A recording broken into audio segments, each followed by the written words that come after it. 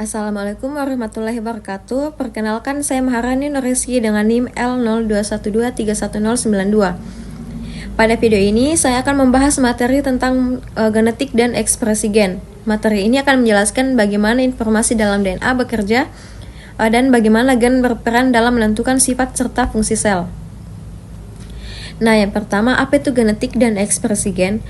Genetik merupakan cabang ilmu biologi yang mempelajari bagaimana sifat makhluk hidup diwariskan dari satu generasi ke generasi berikutnya.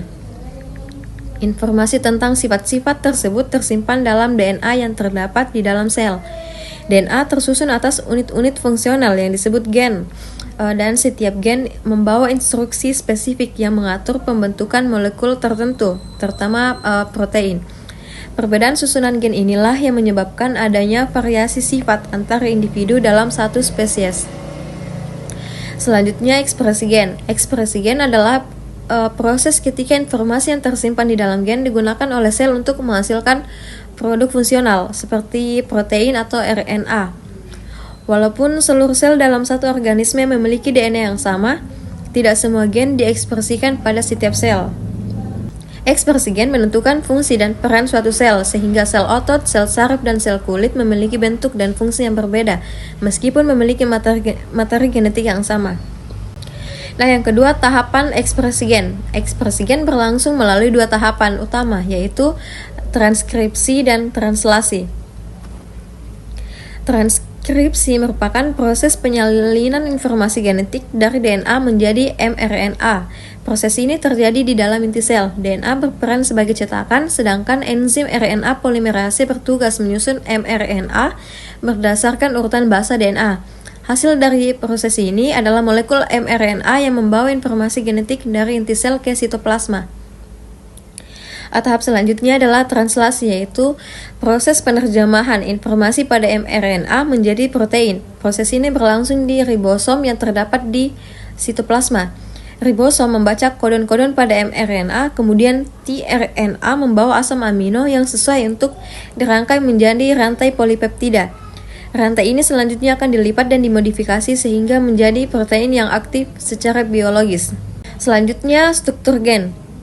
Gen memiliki struktur yang terorganisir agar dapat diekspresikan dengan tepat. Pada bagian awal gen terdapat promoter, yaitu daerah pengenal tempat RNA polimerase menempel untuk memulai proses transkripsi. Promoter berperan penting dalam menentukan apakah satu gen akan aktif atau tidak. Setelah promoter terdapat region pengkode, yaitu bagian gen yang menyimpan informasi untuk pembentukan protein. Pada organisme eukariot, region ini terdiri atas ekson dan intron. Ekson adalah bagian gen yang mengandung informasi yang akan diterjemahkan menjadi protein, sedangkan intron merupakan bagian gen yang tidak diterjemahkan dan akan dibuang selama proses pematangan mRNA melalui splicing. Di bagian akhir gen terdapat terminator, yaitu sekuens DNA yang menandai berakhirnya proses transkripsi. Struktur gen yang tersusun rapi ini memungkinkan sel membaca informasi genetik secara akurat dan efisien.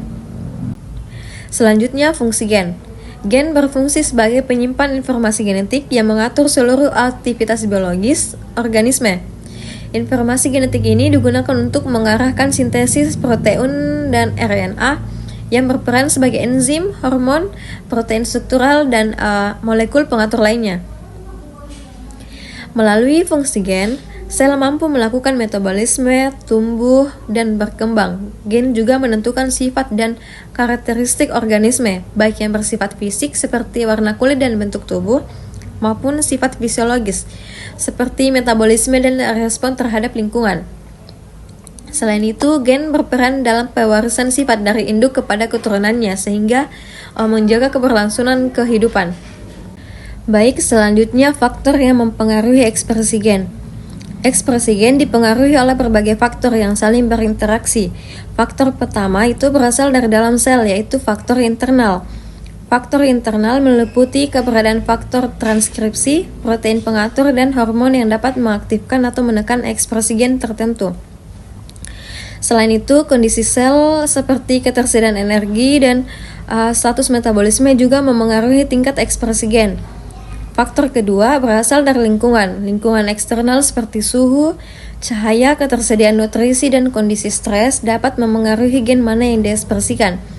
Contohnya itu pada perubahan suhu dapat mengaktifkan gen.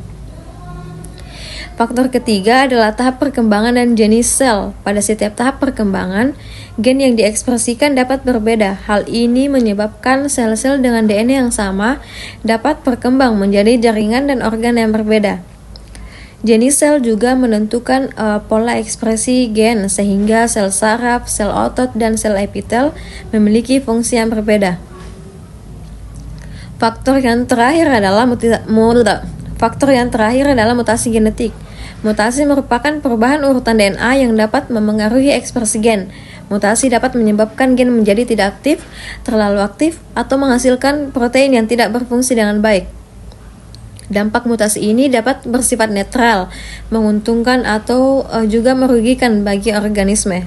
Baik, itulah tadi presentasi saya. Terima kasih dan wassalamualaikum warahmatullahi wabarakatuh.